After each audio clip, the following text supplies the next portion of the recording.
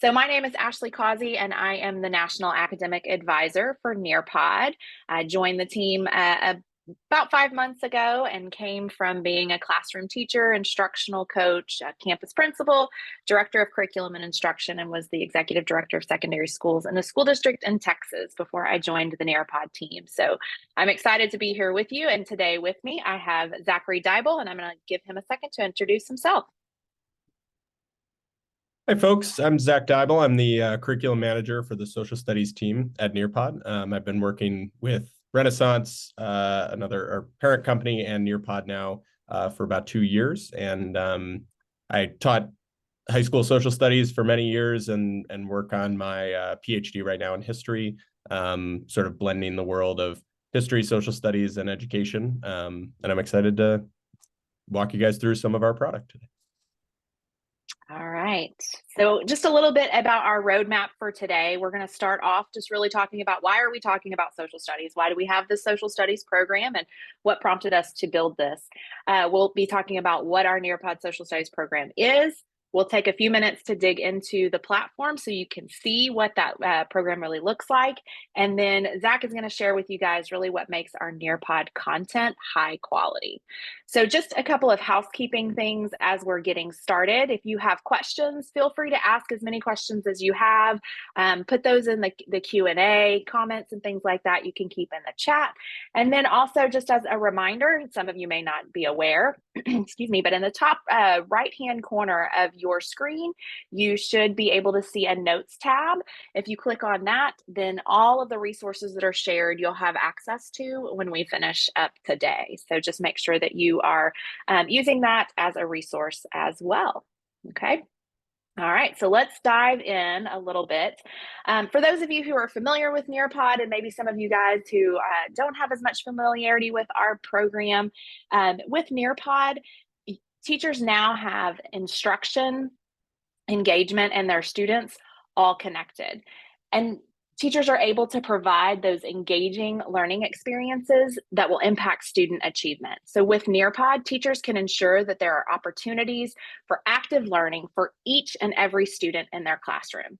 Teachers will be able to have the data and gain insight into what their students are understanding to be able to use that in order to support that teacher-led differentiation. And with the use of Nearpod social studies, you can rely on quality, standards-aligned content built by our in-house team of experts. And so we're going to dig specifically into social studies, but these are the guarantees that you will have with Nearpod in general. As we begin our time, so really before we jump into the social studies content, I want you to take a second and think about your teachers that are currently providing social studies instruction, or if you're providing social studies instruction, what are some of the challenges that you face when it comes to social studies specifically? Put some of these in this collaborate board, and if you see one that you agree with, you can use the heart icon to like it.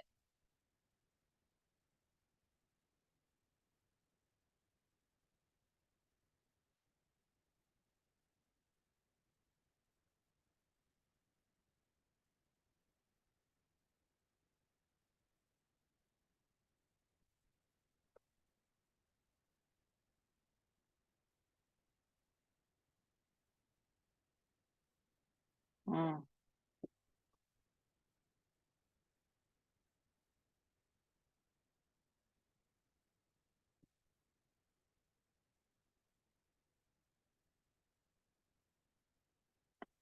Many of the challenges that you guys are highlighting right now in this collaborate board are some of those that we've seen, and one of the big reasons, some of the big reasons why we've developed this Nearpod social studies program in general.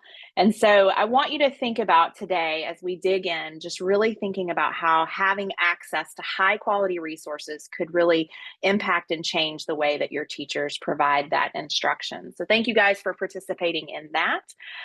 We're going to look just a little bit at some of the recent studies that highlight some of the challenges that you just shared in this collaborate board. So across the board, K-12, our social studies teachers have less access to professional development, coaching, and other resources that support social studies instruction when compared to their peers that are teaching other content areas. We also know that in looking at district adopted curriculum, you can see here that roughly 30% of our elementary and 20% of our secondary principals say that their school or district haven't adopted any social studies curriculum, and that's the highest out of all of our content areas. And then when we talk to teachers themselves about how they access resources, overwhelmingly, the majority of our social studies teachers reported that they cobble. So they basically go out and find all of their own resources from a variety of places and put them together, or they're creating their own resources from scratch, which we know takes a lot of time. And in that Collaborate board, many of you talked about lack of resources and time. And only 25% of our social studies teachers reported using a required textbook or that locally created material. So all of this really highlights the challenge that our teachers are facing and just simply having access to high quality resources to support that social studies instruction. When we think about the amount of time that our teachers are taking, we know that our elementary teachers specifically are spending more time planning than they are for teaching when it relates specifically to social studies. And this could be attributed to the fact that they're having to spend so much time just simply finding resources and gathering information. So what we hope to show you today is how Nearpod Social Studies can help teachers have access to those resources at their fingertips to save time and to promote that high quality instruction. And I noticed in the Collaborate board, a couple of you said, one of the challenges that you face is finding not only the resources, but finding those really engaging resources and activities. And so looking at the data here, priorities for our social studies teacher, overwhelmingly the top priority is aligned to engagement of students, closely followed by alignment to those academic standards, and then also that inquiry-based instruction, all of which Nearpod Social Studies supports. So today we're going to take that time to dig in and look at Nearpod Social Studies and how it can support your teachers or you with finding high quality resources at your fingertips to save time in instruction and planning for instruction. Before we dive into the actual program, I want you to take just a couple of seconds and I want you to think about how would a dedicated supplemental resource help you or your teachers at your school or your district? Take a minute and put something in the Collaborate board.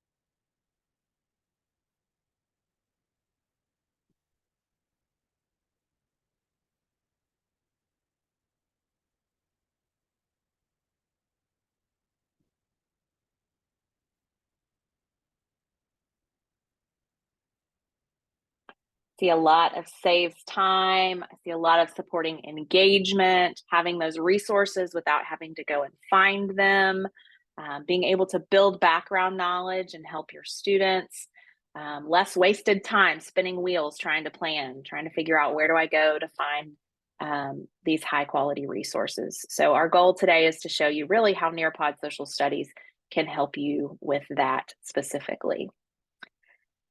So with Nearpod Social Studies, it combines all of the things that you have grown to love about Nearpod in general. So we have the interactive lessons, videos, and activities that have all been created and vetted by our in-house experts like Zach, who's with us today.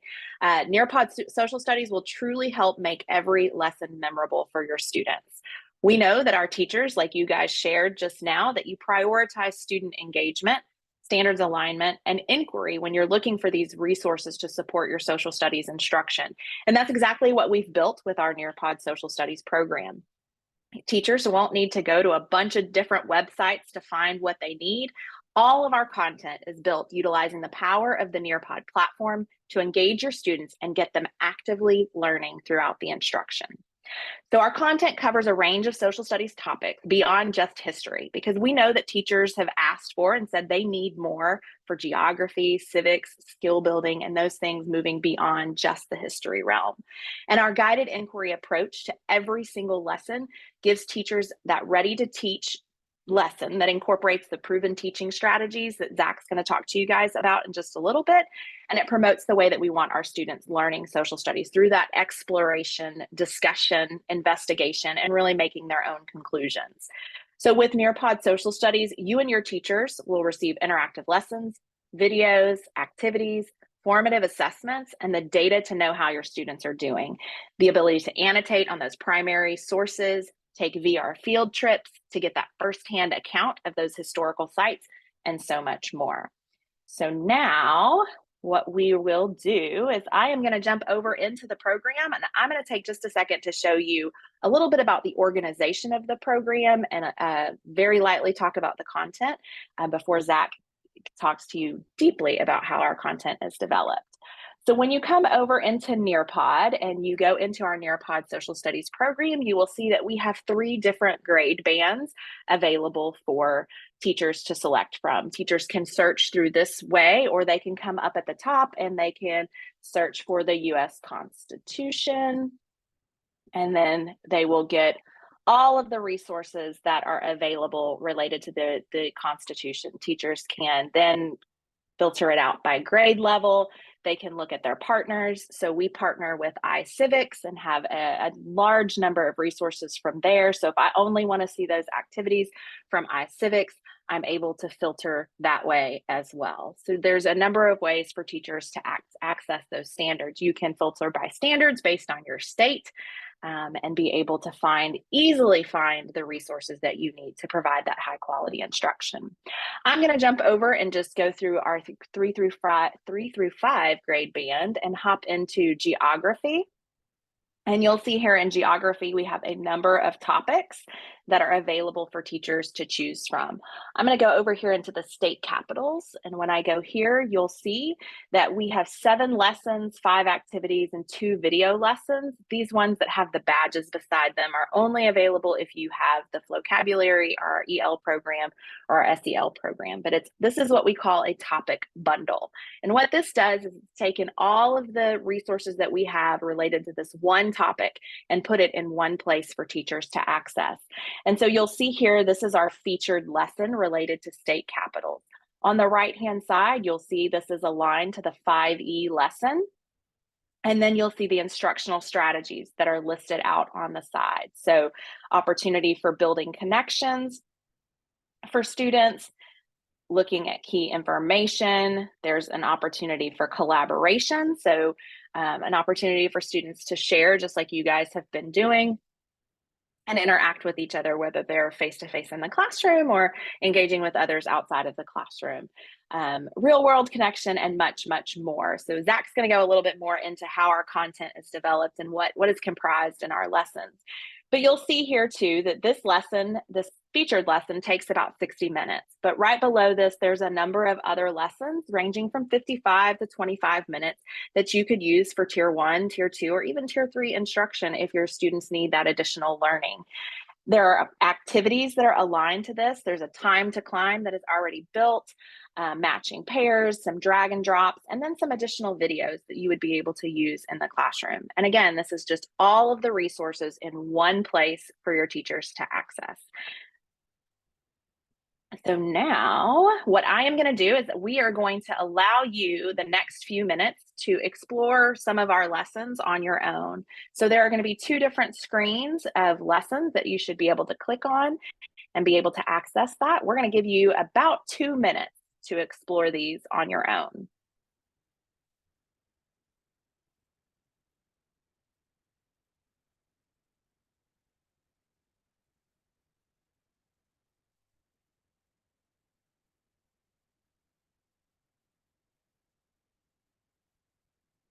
As you're exploring, I want you to be thinking about how does the pedagogy match how you want your teachers to facilitate their instruction? Are there places for student discussion?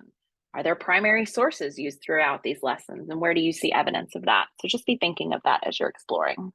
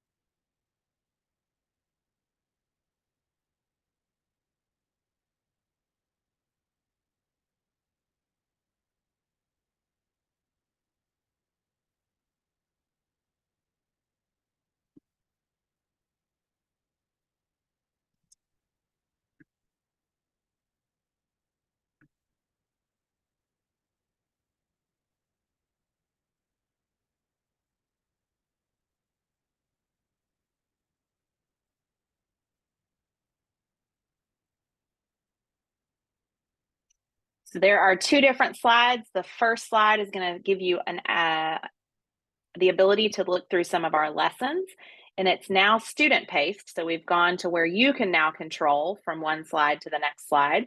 And on the second slide, there are some examples of our activities. So make sure you check out one of our lessons and maybe one of our activities right now.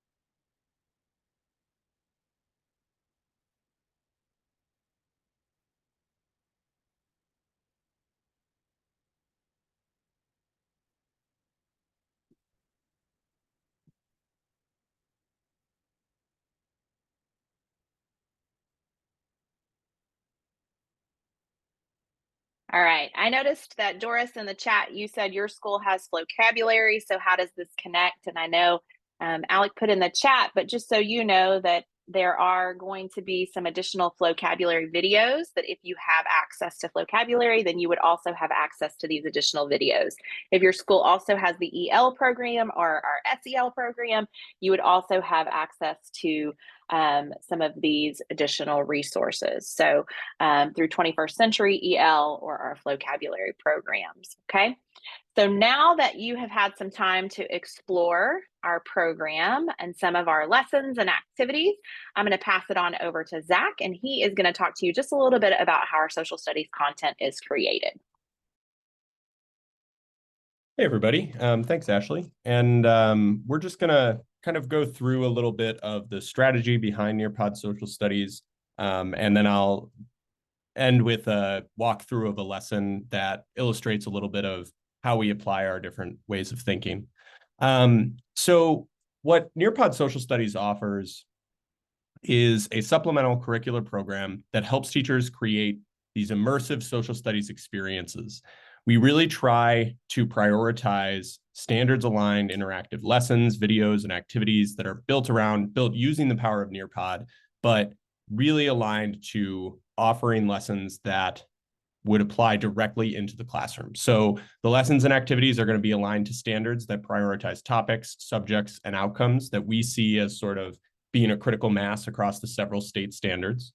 It's going to offer these kind of diverse opportunities for interdisciplinary engagement that prioritize literacy, cross-cultural engagement, a bunch of different kind of source spaces that allow for the application in those classrooms that are beyond just a traditional social studies curriculum. But we also look for instructional design that also mirrors those kind of interdisciplinary strategies, and then also allows students to make these real-world connections between course content and their own experiences. And so that all, is kind of the theory of what we're laying out. But how we go about doing that is really working toward three main goals in our content production. The first is that we want to have rigorous quality content.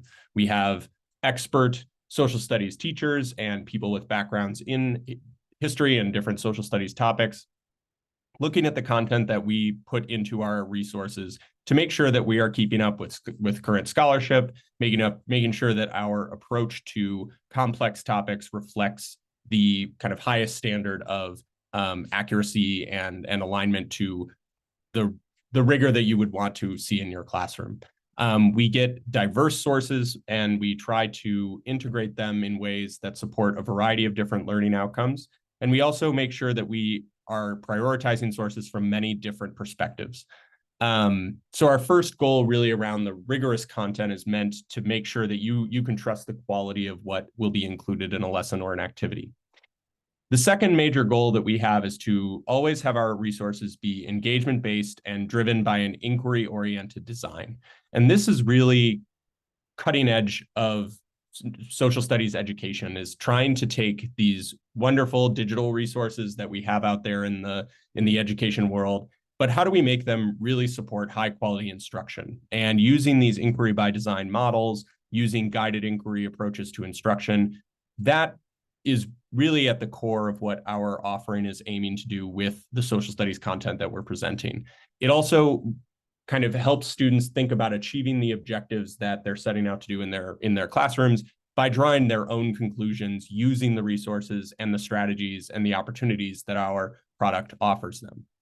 Our final goal, that is, obviously these are all interrelated, but is to really be thinking about how our product supports a comprehensive curriculum. We want to make sure that we cover a lot of different topics that all support kind of a cohesive instruction of your subject. So whether it's history, US history or world history or government, you're looking at our product as being something that can be laid over your own curriculum. We think that would offer really teachers an opportunity to see that there's a rhyme and a reason to why things progress as they do, but it also allows teachers the flexibility of being able to take our curriculum and shuffle it around to fit the needs of their classroom as well. So while we're offering this kind of cohesive curriculum and comprehensive, we also recognize that it's supplementary and meant to really complement what you are doing in your individual classrooms.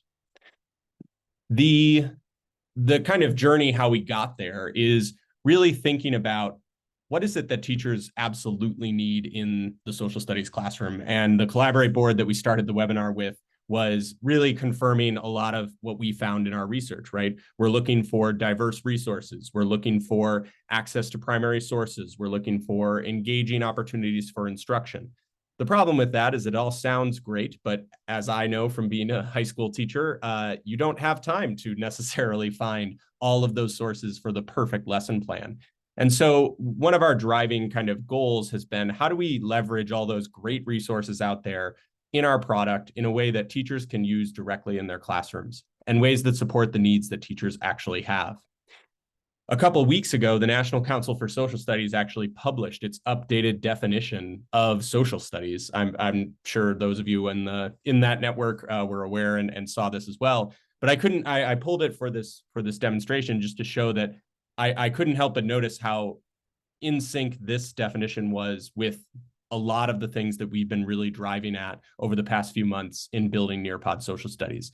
We really focus on that inquiry-based approach. We want students to be collecting information and drawing conclusions, but we also want to couple that with really scaffolded and supportive instructional resources that don't necessarily neglect the important historical learning outcomes or social studies learning outcomes that every teacher is prioritizing in their classroom. So we really follow a pretty basic structure in terms of how we develop the content, but it is one that is really important to us. So we start with that phase of just strategizing what is the content that we are trying to build? Where does it fit? What is the purpose that this resource would serve to an individual teacher? And we really want to make sure we're rooted in what the strategy behind what we're building is meant to accomplish. Then we make that next jump into development. So we need to, before we even start writing a lesson, we have a clear understanding of the types of standards that this lesson is going to accomplish, how the objective is framed around that standard. What is the essential question that students are being asked to consider throughout the lesson? And then why would a teacher put this into their classroom curriculum? Like, why would we ask a teacher to say, hey, this could be useful in promoting understanding of a concept?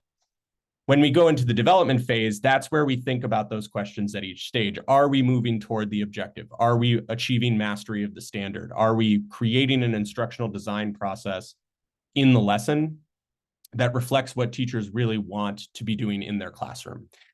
And once we have kind of taken that approach to developing the entire resource, that's when we then go back and have our team of social studies content specialists, of our editorial group, really make sure that what we have designed aligns with that strategy that we set out to accomplish. Again, informed by the research and considerations of what teachers need on the ground.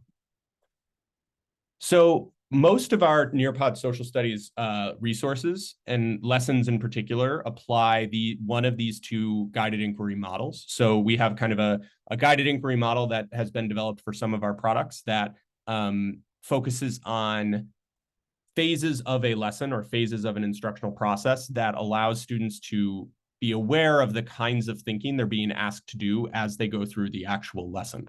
So in our guided inquiry model, we start with this connecting and contextualizing, where students are building some background information, building some context behind the issue, but they're also drawing connections between what they're about to learn or what they're starting to learn and other concepts or experiences that might be relevant. We then ask them to investigate and integrate that information. So using these diverse sources and using these different platforms, asking them to do just that, integrating that knowledge into some larger understanding. And then, of course, demonstrating what they've learned and how they would approach the same sort of process if they were confronted with it again. So there's just as much kind of mindfulness around how students are learning as there is what they're learning. And then our 5E model, as I'm sure you're familiar with this kind of approach, but we integrate that as well into our lessons. So this also allows where you can see the parallel structures here between each model. So the 5E is a little bit different. We're kind of more focused on exploring information and engaging with the content, maybe having that hook be present in the beginning of the lesson. Then they're being asked to explain different aspects of the content through these kind of engagements with different sources and elaborating on their thinking and reasoning as to drawing their own conclusions. And then, of course, evaluating whether or not students have sort of achieved that goal, but also asking students to evaluate themselves in a way the content that they've explored. And so, again, the point here is that our models are meant to support different processes of student thinking and reasoning as much as they are meant to support offering that rigorous and multifaceted content that Nearpod that social studies curriculum in general really needs to leverage. So all of that it sounds great in theory, but I figured it would probably be best to see it at work in a Nearpod social studies resource. So what I've isolated this lesson, and we're not going to go through the whole lesson, but we'll see some parts of it that really highlight how you can see all those pieces I just kind of spelled out coming together in the way the lesson operates. So the Northwest Ordinances, for those on the call who may not be super familiar, right? This is a series of laws passed in the late 18th century that essentially allowed for, as you can see at the top here, they're analyzing the context and impact of the Northwest Ordinances that allowed for this early settlement and westward expansion of the United States in generations to come. And so this lesson is pretty closely aligned to a very specific outcome. And so it allows you, our Nearpod social studies product, to move toward that outcome, but thinking about what are the kinds of different ways we can look at this issue and not just kind of definitionally kind of considering what the Northwest Ordinances were. So every Nearpod social studies lesson will give you a brief overview of what you're going to do in the lesson. And this is mostly for the teacher to review before they engage in the lesson. And it just gives them a good snapshot of what's to come. There might be some information here about resources or what's used or just some disclaimers. And we also encourage, teachers, this is a time to familiarize yourself with the lesson, make sure that what the strategies, the approach to the content and all of that is in line with what you as a teacher would want to see. Every lesson has a sort of fundamental essential question. So in this case, we're asking, how did the Northwest Ordinances impact the settlement of the United States after independence?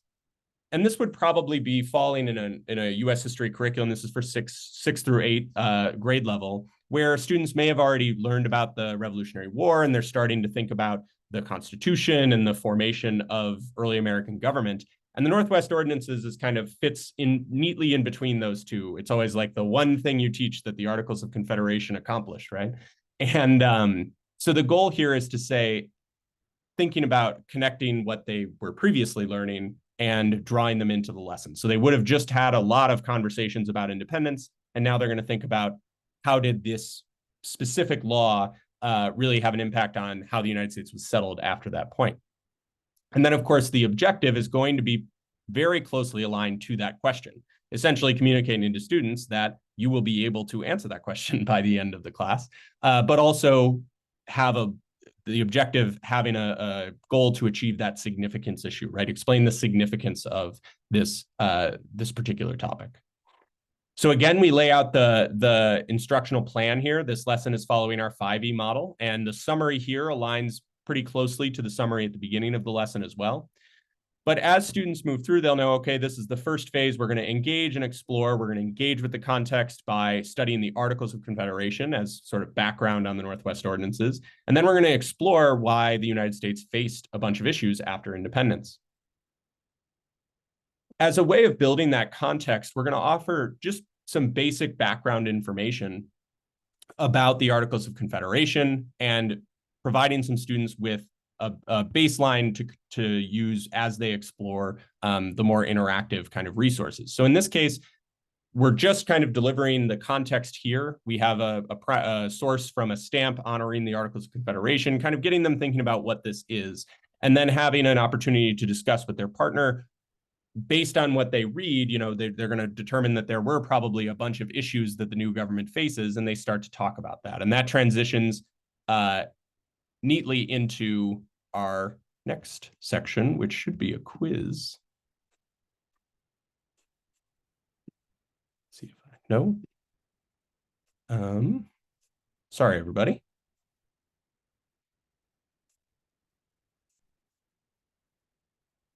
So the next section was intended to be, there's a quiz here, but I'm not sure how to access it. You're good, Zach. They can see the quiz. We see the teacher view, so you're good. Oh, okay, great. So the quiz, if you look at the activity itself, it's going to ask students to explore a source, excerpts from the Articles of Confederation themselves. And that way they're kind of digging into this question of issues they might be facing by analyzing the Articles of Confederation itself in answering those questions. But then they'll transition to the next activity, actually unpacking those issues, because one of the major issues is going to be settling the West. And so we use this kind of structure around the context to establish that for students. And then they're presented with an opportunity to engage in a collaborate board that is going to have them consider what are some of the issues that the early United States was facing under the Articles of Confederation. If they open up this resource, you'll be able to see a set of sources about different issues that plagued the early United States that are derived from different resources. So using the Library of Congress, some primary sources and secondary sources. Basically, what we've done with this Collaborate Board activity is curate a set of sources that would allow students to explore some of those early issues. So rather than having a PowerPoint that just kind of outlines the major issues and provides that summary, we're asking students to go in and learn about it themselves, and then they can share their observations on each of the resources provided in the reference material that would allow them to then see, explore each of these issues in turn. So having kind of set that context for the lesson, they can then dig into the Northwest ordinances themselves. And as you can see here, students have an opportunity to analyze the actual text of the law. So when they open up this reference media, you'll see key excerpts from the actual land ordinance of 1785 and an illustration showing some of the boundaries that were developed by that. So students will have a chance to, using that information in the primary source, they'll be able to answer what they think the impact of each excerpt was on the settlement of the United States.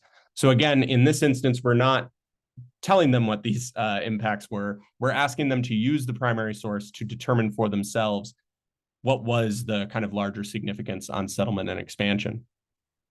The other thing here, and I saw from our Collaborate board sharing that, collecting and curating and excerpting a primary source like this is a huge time constraint for teachers, right? You have to spend the time reading through these primary sources, finding them, and then figuring out how do I present it to, say, an 8th grade audience in a way that is meaningful and usable. Well, in this case, now you have 4 short excerpts that allow students to really just isolate each aspect of the source and consider what it means going forward for the activity. The next activity does a very similar thing. In this case, it's taking the Northwest Ordinance of 1787 and asking them again to engage in these different excerpts and think about what their significance was. So we have two kind of similar parallel back-to-back activities, both providing a primary source, historical context, and kind of all of the out-of-the-box things you would need as a teacher to facilitate this activity.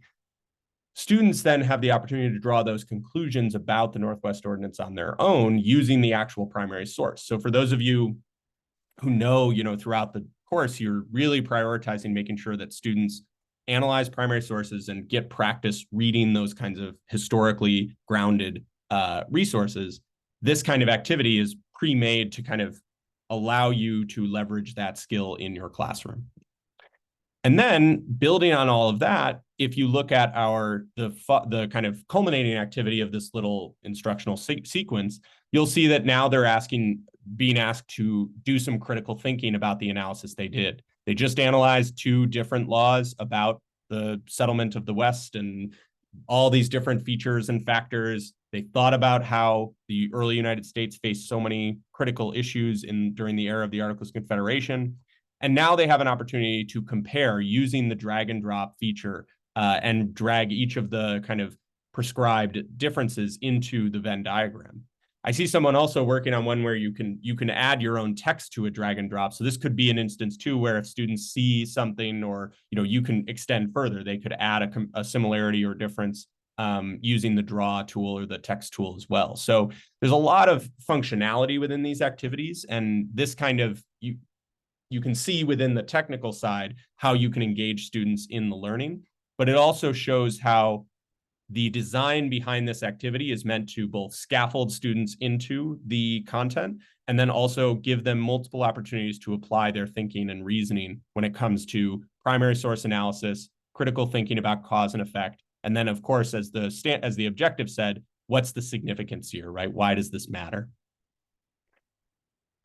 So that is kind of a breakdown of how we think about the instructional approach to our Nearpod social studies product and looking at the way we progress from one kind of concept to another while also moving instructionally with a purpose down that kind of pathway of the lesson.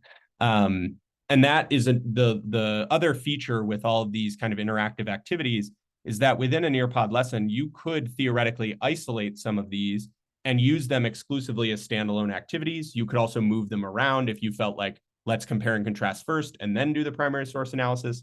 There's a lot of flexibility, I think, in what we're trying to build, because one of the big priorities we have, and again, all of us on the team are former social studies teachers who know the trials and tribulations of digging up sources and finding ways to apply them in the classroom and things like that. We really want Nearpod social studies to operate from a position of trusting teachers. You know what works in your classroom. What we're offering you is an opportunity to take a resource that has had people find the kind of critical things that you might need and build an activity around it that students can dive right in and work around. So this is just an example of the kind of approach we take, but there are multiple different kind of applications that we have across all of our subjects. And it's not just, as Ashley was saying, we're not just kind of operating a history curriculum, but you can probably imagine how a lot of these functionalities and these approaches could be applied in a government or economics or any of those kinds of other social studies subjects classes. So yeah, that's kind of the end. The lesson itself continues to go through and there's an evaluate section, all of that. But I just wanted to kind of put the proof on the screen of how our approach to instructional design plays out in the actual activity itself.